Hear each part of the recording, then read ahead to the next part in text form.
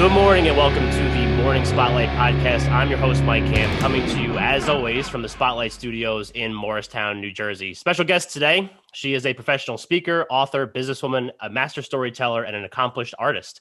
She holds degrees from Harvard and George Washington University. She was also one of the U.S. delegates to the UN Conference on Women in Nairobi. I hope I said that right. She is the daughter of one family business titan. Her father, Ernest Henderson, founded the Sheraton Hotel chain, and the widow of another. Her late husband was the poultry magnate, Frank Perdue.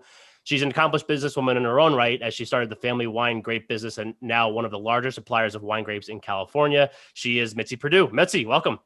Hi, what a pleasure to be here. Oh, it's awesome to have you on. I mean, like, it's crazy to think that like this show started and, I had like friends or, networking partners, and now we're having people that actually, they got some juice. They got some juice on the show, and that's always cool to see. Well, in the next couple of years, please be the next Joe Rogan. If you continue this trajectory, you've got it made. That would be cool. If I could make, just a fraction of the money that Joe Rogan's making, I think I would be happy. I'm a happy man for sure. All right. So I have done my research on you, and your background is not necessarily like a traditional guest that we would have on this show. Just kind of like the stuff that you've done yourself, but you have a lot of tie-ins to a lot of things that my listeners have come to expect. So your father, as I mentioned in the bio before, Ernest Henderson, started the Sheraton Hotel chain. So talk to us about that. Like, what was that like living with, your father, being in that type of real estate industry, all that kind of stuff? All right. Well, first of all, it was loads and loads and loads of fun. But let me see if I can, thinking back in my childhood, of things that might be useful to our audience. Because father started with no employees, no hotel, and ended up with 20,000 employees and 400 hotels at the time of his death. And by the way, we sold the Sheraton chain at the time of his death. So I'm not connected with Sheraton right now. Right. But he did some things that I think would be useful to our audience. And as a child, it was just so clear to me that father was a very successful man. I mean, would always stay in presidential suites, and I'd watch how his employees treated him sort of like, I don't know, a walking the ground god. I mean, a kid doesn't necessarily miss that kind of stuff. Right. So I'd be asking him, how did you do it? And one of the things that he did, I'm asking him, how did you make Sheraton a great big success? And he said one of the things was that as a negotiator, he wanted to be fair, but he also wanted to be generous.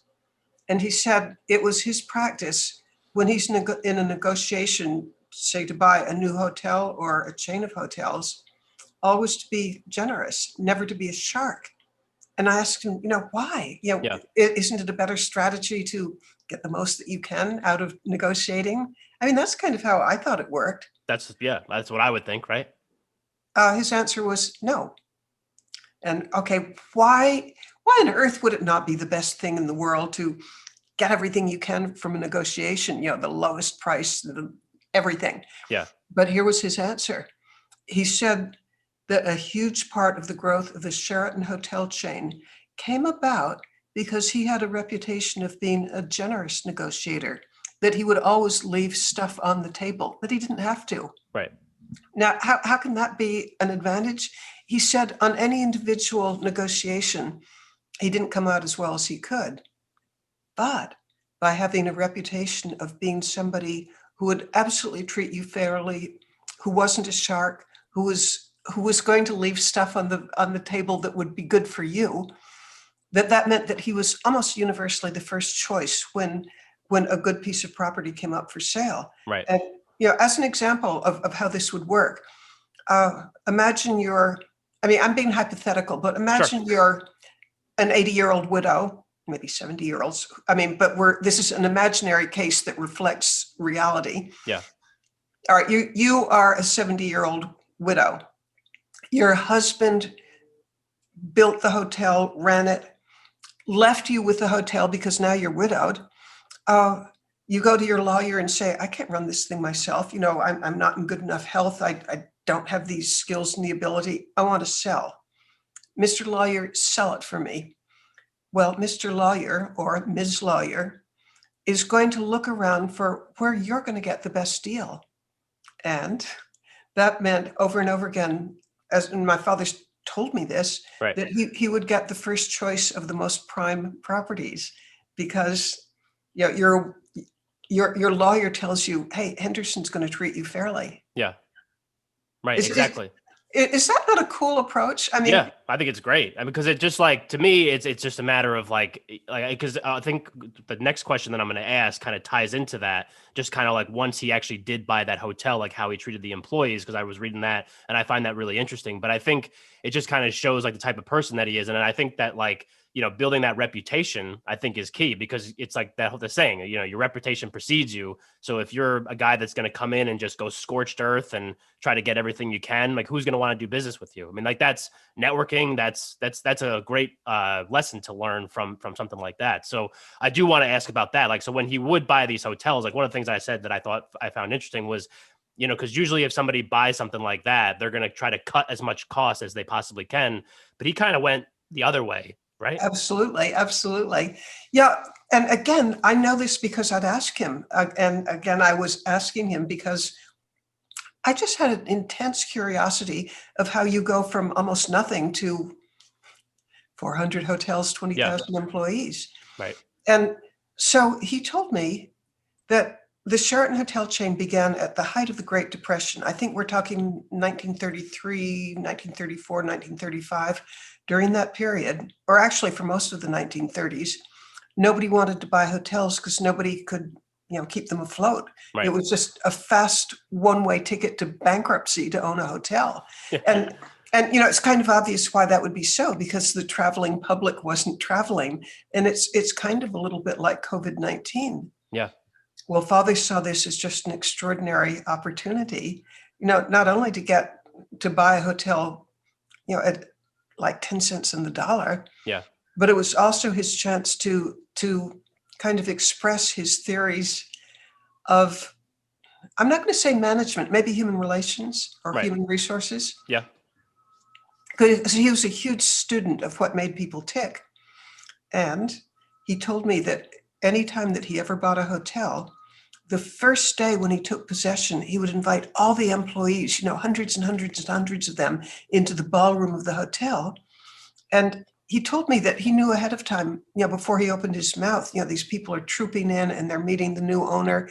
And, he told me that he knew that they were just totally demoralized because when somebody takes over any kind of enterprise, they're probably going to move in their own, friends and relations, Right. and they're going to clean house of all the dead wood. And so the people in his audience in the ballroom, when he's just taking over a hotel, they're probably not going to hear a word he says because they're so concerned about, is today the day I get fired? Yeah. Does that mean the bread line? How am I going to put food on the table? Okay, he knew all that. Yeah. And so he's standing up there in front of them, knowing that they're as demoralized and afraid as a group of people can be. This is serious stuff. So the first words out of his mouth always were, I want every one of you to keep your job. And then he went on, he said, I have a reason for wanting you to keep your job. And that is because I know that you know your job better than anybody else in the world. Yeah. And my job in this enterprise is to give you the resources and the encouragement to show the world just how good you are. And he said, you're going to see in a few months, we're all going to work together as a team, and we're going to create the most successful hotel in the city. It will be financially stable. It will be popular. And we're going to be an example to the rest of the city that bad as things are during the Great Depression. Yeah. I don't think he would have used the word the Great Depression, but bad as times are right now, we can turn things around, and you'll see it's going to happen.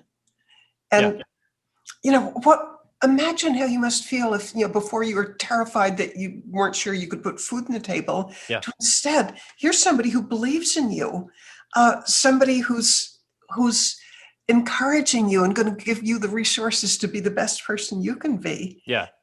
And so I asked Father, why did you have that approach? And he said, because people have a compulsion to live up to or down to your expectations. So why not just show them right at the beginning that I expect very high things of you. Yeah, absolutely. But that's not the end of the story. In fact, we're about halfway through the story. That's okay. I love this story. I just think it's such a great insight into like, I mean, just to kind of just piggyback off what you were saying. I mean, it's not just like the peace of mind from like making sure that I keep my job during like one of the worst economic crises in the history of the country, but also just like an empowerment type thing, because now they're like, maybe the, prior management wasn't great. And that's why this hotel chain or hotels sold. And, if the management isn't great, then you probably don't like your job, which is why you don't do it as well as you probably can. And next thing you know, you have like just this random guy coming in and be like, hey, your job great. We're not, nobody's losing their job. And next thing you know, you're like, okay, this is great. Like, I feel a lot better, a little bit more confident. And, you kind of roll with that. So sorry to cut you off, but I just, but I couldn't agree that that's what was going on. Yeah. In fact, I wasn't there, but I could make a guess that this person who shuffles into the ballroom thinking, I've got to tell my wife or my husband, right, I lost my job. Or your kids. I mean, could you imagine having to go back to your kids, Yeah. And by the way, that was a period of 25% unemployment, yeah, which is almost unimaginable today. Right. But if you lost your job, you weren't going to get another. I mean, that was it. So you shuffle into the hotel, into the ballroom, just feeling about as awful as you could feel. And then you walk out feeling 10 feet tall. Yeah. But Father told me that, words are important. They really count, but they're not the whole story. He said the next day, the people in the hotel, the employees, would see just, dozens and dozens of like plumbers, electricians, decorators, professional people who were there to refurbish the hotel. Great. I mean, you need to refurbish a hotel if it's been teetering on bankruptcy. Yeah. But what was special was these people who are into refurbishing the hotel, they didn't go to the areas that the public would ever see. No, they're going to the areas that only the employees will see, like the employee, I don't know, showers, lockers, dining room. He the first money that he ever spent was on the employees. So, I, again, as a little girl who's wondering about all of this stuff, right. I said, why did you do that? You're not going to get any money back from that. Wouldn't you spend the first money where the public would see it, and then, maybe you could get some money back and then spend it on the areas that the public wouldn't see if you spent it at all? And he said, that's not the way I wanted to do it. Right. He said, I mentioned people have a compulsion to live up to or down to your expectations. Well, what better way to signal to the employees that he's putting them first when he puts the money first, where that only they'll see? Exactly. Yeah. I mean, I'm sure you've had this experience. I mean, I like through work, and traveling and stuff like that. I mean, you stay in a hotel, it could be a really nice hotel, but the staff is just not great. So like, why would you ever want to stay there again? But then on the reverse side, maybe you go to even like a restaurant, like maybe not has the best food, but the service is like off the charts, and you just feel so much better. And you're like, I'm coming back here. Definitely. Well, he said that the entire success of the whole Sheraton hotel chain was the employees who worked there. So the job of the manager or the leader, and I'm using his words now, is to right. give people a better vision of themselves. So, one of the messages that the employee would get when their locker is modernized and made beautiful, their showers. I mean, I think I have this right, that the employee showers were the same manufacturer, the same quality as what the paying guests would get. Wow. I mean, they weren't some cheap, right.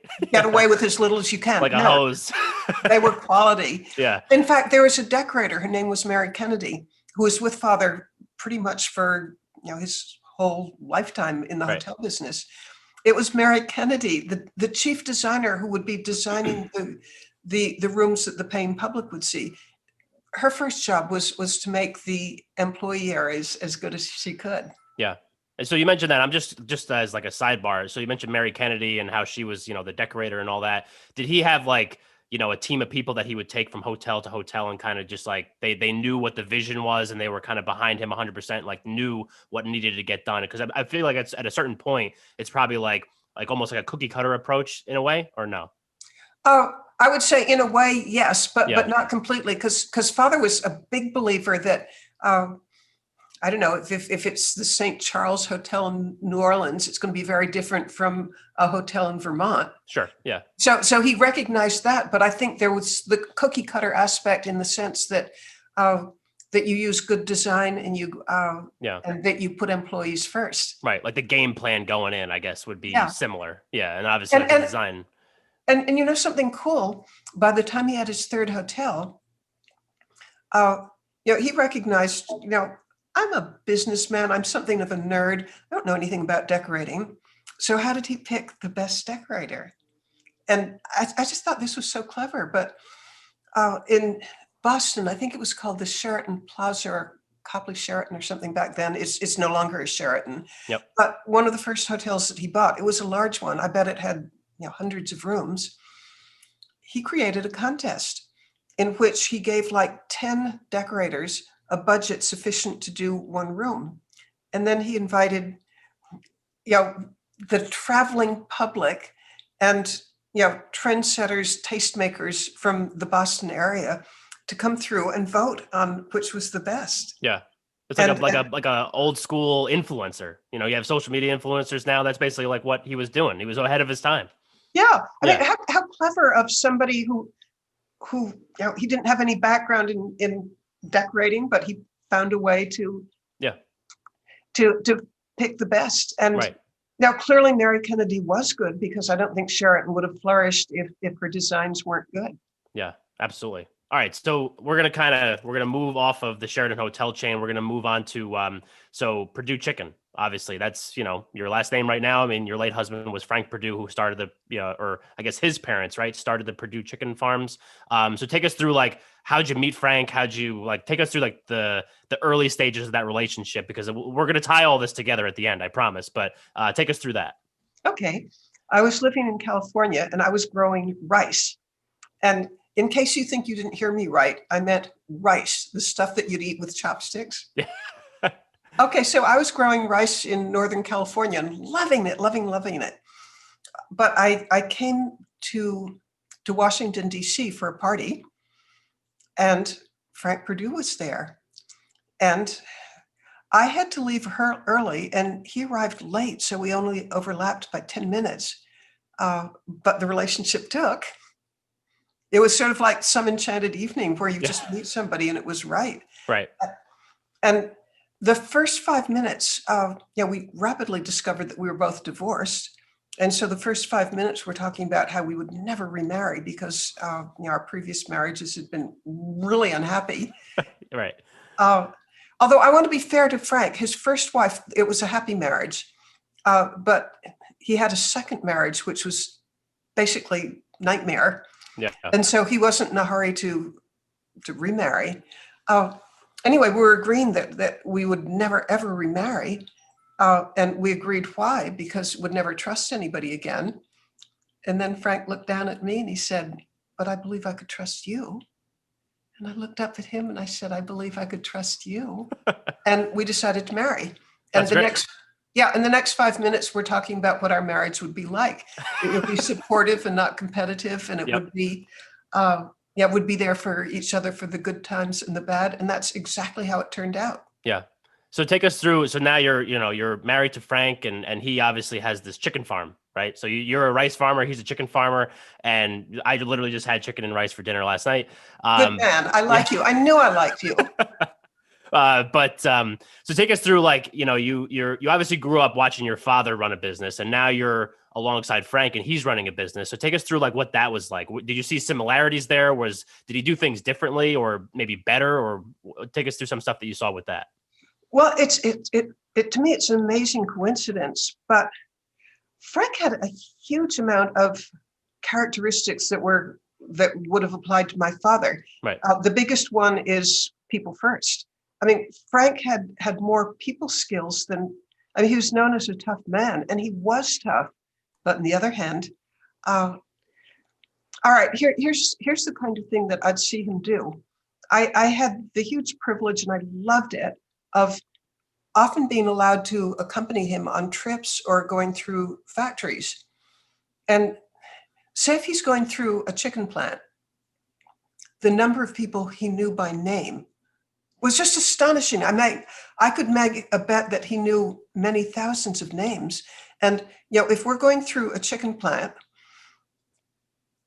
he'd talk with individual people on the line, and he'd know their names, and he'd introduce me to, this is Delcy, Mitzi. Delcy, her son just got into college. Or he'd introduce me to Tommy, and Tommy's had 30 years with no sick days. Then the amount he knew about individuals. And then another thing that just impressed me to the outer limits was it would be, he's the owner. It would be so easy for him to just walk by with his nose in the air. You're just workers. But no, as far as I can tell, he was a complete egalitarian. Everybody was equally important to him, whether it was the president of the United States or a sanitation worker. Right. He was, I think he treated everybody with equal respect. And how much respect it shows when you know the person's name. Yeah. That's such a and simple by the way, thing. I admire that, but I can't do it. I mean, he had a gift that just amazes me. And I sincerely try, and sometimes I get it right. But his attitude, and in my mind, I'm going back to a chicken plant. It was not that I'm better than you. It's that we're on the same team, and I infinitely respect your role, and I kind of hope you respect my role. Right. Yeah, I think that's incredible. And like you said, I mean, it ties together so perfectly, because just that empowerment thing, you know what I mean? So it's just like both of those guys are guys that are at like the top of their game, basically. And then they have such respect for the people that they work with. Yeah. And allow me to boast about something that I had a role in. Absolutely. People often ask, did you help run the company? No, absolutely, completely, totally, no, not even one little bit. Yeah. Boast away. Yeah. Except there was one part that I played a role, which I recommend to anybody who's listening to us. I grew up in the hospitality industry, and so I sort of grew up with the idea that you solve everything by hospitality. Right. So when Frank and I first married, and we'd only known each other 6 weeks in person, 6 weeks and 3 days when we married. So it was, quite rapid. So here we are married, and we don't know each other that well. And I suddenly announced to him, we just come back from our honeymoon, and I tell him, Franklin, I think we should entertain every single person who works for the company, and we should entertain them in our home for dinner. And he had the kind of reaction that you just had, of sort of chuckling and thinking, what planet did she set down from? Yeah. So his reaction was, that's not practical. And I said, and I think we should have them in groups of 100. And he said, no, that's way too many. And I said, this is August. I bet we could put it together by the end of September. Yeah. No, that's way too soon. And but as we talked about it, it was a totally foreign idea to him. And so his initial reaction was no. But as we kept talking about it, his attitude changed, because it fit in with something that, as far as I can tell, with just his lifetime MO, which was ways of making people feel important. Right. And, after talking about it, I don't know how long, 15 minutes, 20 minutes, he finally said, I like it. It's a good idea. And 6 weeks later, we did start entertaining people 3 times a month, 100 at a time, and would invite them by groups that would know each other. So it could be the accountants, the sanitation workers, the secretaries, the veterinarians, everybody. And until his passing, for most months would have 300 at a time. I misspoke, would have 3 times a month, 100 at a time. Right. So that means, we entertained an awful lot of people, but it suited me absolutely perfectly, because, I like entertaining. Yeah. Question, what do you serve at a dinner like that? Is it chicken? I mean, are people so just done with chicken at that point in the day? Do they just like, oh my God, chicken again? Well, first of all, Frank liked chicken better than any other food. And, okay. I'm I cooked for him, and the things that I would get a smile and compliments for were chicken, pasta, and fish. And so that's pretty much, I quickly learned if I wanted to have a happy husband, that's what I served. Okay, at the buffets, and these would be buffet dinners, and Okay. you would talk with every single person there and Right. make them feel important. But I never had them catered. Instead, I had an arrangement with the local chicken plant, the guy who ran the cafeteria. And I kind of think that he absolutely adored me because, not that I'm a nice person, although I'd like to be, but because, he's a chef. And this gave him a chance to try out all sorts of fancy chicken dishes, which wouldn't be right for a cafeteria. Right. So, but one of the coolest things about Frank, at these parties, Frank would stand behind the buffet table and wait on his employees. That's incredible. I just think like all of that is just so cool to me because I'm sure it exists nowadays, but it's just something that seems to not be there in certain cases. My impression is from talking with people that it's totally a rarity. And something else that he would do at these parties, he would invite people to ask him questions of how the company was doing. And then he'd tell them, the most inside information of what was going on. Are we being sued, or did we just get the such and such contract? He'd just, totally lay it out how we were doing. Right. And then at the end, to my mind, this is the most important part of all. He'd stand up there, in our living room, looking at 100 people, and he'd say, it would be different words each time, but it would boil down to this. I know that the company wouldn't be what it is today without each of you. Thank you. Yeah. Yeah. Cool? It's incredible. Yeah. Oh, it's awesome. I think to me, it's so cool because like you said, it doesn't seem to be something that's, that doesn't really happen much anymore. But yeah, you take two guys that are basically like obviously mega successful people, and very similar approaches, obviously different stuff because it's different industries and all that. But that's like putting the emphasis on the employee and like empowering them to do the best job that they possibly can, which eventually just trickles throughout the whole company. And then you should have, all things considered, you should have a very positive staff, a very empowered staff, and they should do a good job. Yeah, I read recently, there's a lot of emphasis on employee engagement, the kind of thing where somebody will go the extra mile, not take unnecessary sick days, or I'm kind of babbling because I'm not sure how exactly I would describe engagement, but here's how I would really describe it: that you're happy to come to work and you believe in the mission. Yeah, I think that's engagement. That's a perfect way to it. Yeah, I agree with that. It's a perfect way to describe it. All right, so both men were just over the top genius at getting employee engagement because both men had the reputation. If you started working with them, you worked with them for life, and that people would go the extra mile. Right.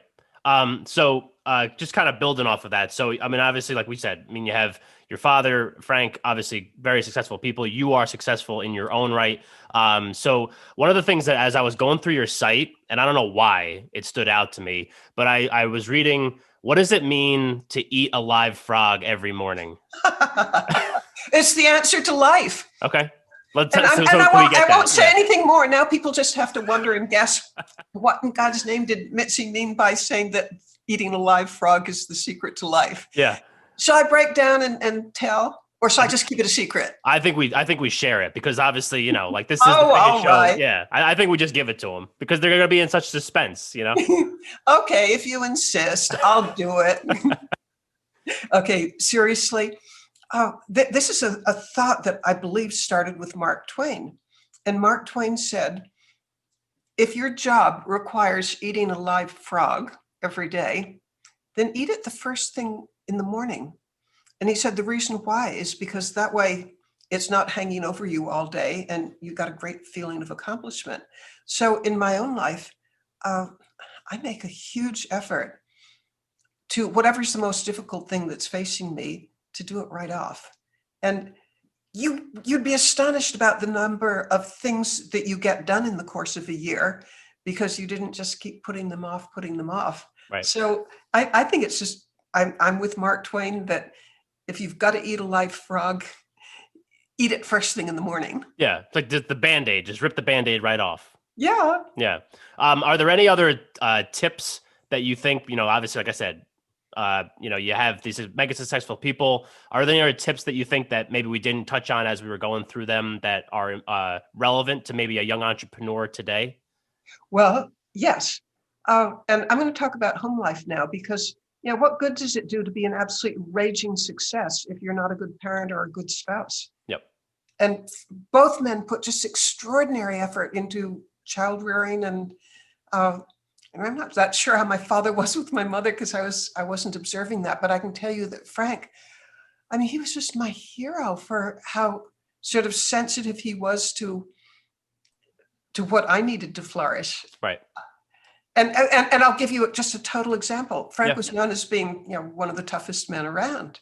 And I've had people ask, how did you stand up to somebody so tough? And the answer was, I didn't have to, because my nature is, something's gone wrong. Wah! And, and so, but Frank had such human understanding that he realized that, that he had to draw me out. I wasn't going to complain. And he treated my kind of personality to perfection, but I know that he's perfectly capable of being totally tough with somebody with a different personality. Right. I thought it was just genius. And then both men put huge amounts of effort into their children. Where do I even start?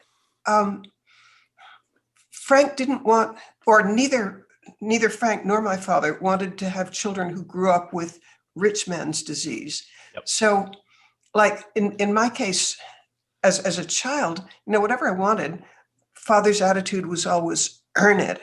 And he made sure that we all went to public schools so that we wouldn't just be in a rich man's bubble. We did go to private schools as well.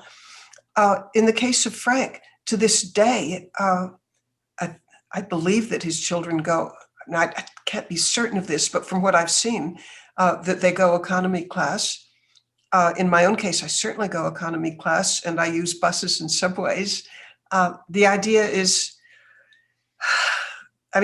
we grew up in a bubble, but to try to counteract that as much as possible. Yeah, absolutely. And that must be tough. Especially nowadays, because then it was a little bit different because you're not as connected as everybody is now. Like right now in today's world, it's like there's no escape, right? So everybody has a cell phone. Everybody gets emails on their phone. I get calls from clients sometimes at 11 o'clock at night, and I take them like an idiot. But I do because I'm in sales, and I'm like, if I don't take it, somebody else will. So it's such an interesting way to kind of look at it because it's hard to disconnect, but it's still so important. To me, I'm holding up a cell phone right now, but I turn it off somewhere around 8. Yeah. And I'm not going to answer it because I want to have a life. Yeah, right. Yeah, don't we all? All right. Well, actually, can I jump in and say, absolutely. There's a person whose podcast I was on who just absolutely changed my life. And he said that he works 25 hours a week. And since I'm used to like 18-hour days, I'm thinking, how do you do that? And he said he had some kind of heart condition where his doctor said, you cannot work, 18-hour days anymore. Right. You can work 4-hour days. And I said, how did you do it? What was it like? And he said, interestingly, he felt that working a 4-hour day, he was getting more done. And then the other thing is he rearranged his life. And this is the best tip that I think I can share with anybody because it sure helped me. He said, you have to learn to say no. And he said his attitude is somebody asks you for something, particularly something that will take your time. And he said it's binary. It's either hell yes, or if it's not hell yes, it's hell no. I love that. So I've learned to say no a lot better than I'd ever been capable of before. Yeah, no, that's great. Yeah, saying no is very hard, but definitely something that people need to do more of, I think. So I want to go back to Frank because the story that I heard you tell at the C-Suite networking event, I forget which one it was, which is why I was like, I need to talk to Mitzi more, was about the Atocha. Oh, So can you tell us that story and like how you are connected to this Spanish galleon that sank in whatever it was, 1600, 1622. 1622. Yeah, I was close. Yeah, Frank, in addition to being, employing 20,000 people, it was the same number as my father, by the way. But we, in a good year, we could sell to close to 100 companies, grain and chickens. So yeah, he's a very busy man, you'd think, but he still had time for hobbies. I mean, I love that he had just a rich, full life. He wasn't just business the whole time. And one of his hobbies was treasure hunting, but not in the sense that he would go out and, I don't know, dive for sunken treasure. Yeah, right. Like But Jack Cousteau. yeah, Yeah, whom he certainly knew. right. But what he did do was he would be a financial backer. And one of them, this is such a Frank story, but marine archaeologists knew a lot about where the treasure ship Atocha, which had the biggest like cargo of Yeah. gold and silver and pearls. I read that in the thing that you sent me before we did this. I read that it was like in today's numbers, it would be the cargo was worth over $1 billion, which is crazy to think that they were just like shipping that around on like a big wooden ship in 1622. But sorry to cut you off. Keep going. Yeah. No, but you're so right. Crazy. Well, it was known where this thing was sunk, or they thought they knew. Right. And so a guy named Mel Fisher got 16 backers to fund, I think it was like $1 million a year to find the thing. And after like 15 years, they put $15 million into it and they just hadn't found anything. Yeah. And there were 16 backers and all but 14, no, I've got it backwards. All but 2 of them backed out and said, we're not going to keep pouring money down this rat hole. Yeah. Well, Frank and his best friend stayed in, Yeah. financing the whole thing. And the next year they found it. But the people who were not financing it anymore, I mean, Yeah. they had given up their right to it. Right. And Frank didn't keep it for himself. He gave a large amount to the Smithsonian, and he gave enough to found an entire museum in Delaware. I think it's called Treasures of the Sea. He kept just a few things, and one of the things that he kept was one of the world's larger perfect emeralds. And that was my engagement ring. That's incredible. But when they got the emerald, right, it was in like a crystal. So the guy had to like cut through it, and There's even a story to that, because Frank, being Frank, researched where you could get the best emerald cutter, because the crystal. I'm holding up my little finger, and it was about the size of my little finger, but there were 2 parts that were perfect, and the rest looked kind of ugly, like an icicle that had melted and refrozen. I mean, it wasn't clear at all. Right. Well, Frank found a person known as the Beethoven of emerald cutters. I think his name was Jerry Green. Yeah. And he asked Green, I want you to cut this. And that's what Mr. Green does. So, he says yes, but then the day of cutting the emerald, and Mr. Green told me this, he said he hadn't slept a wink the night before, because he realizes, if he makes a mistake, an incredibly historic stone or gem could just shatter.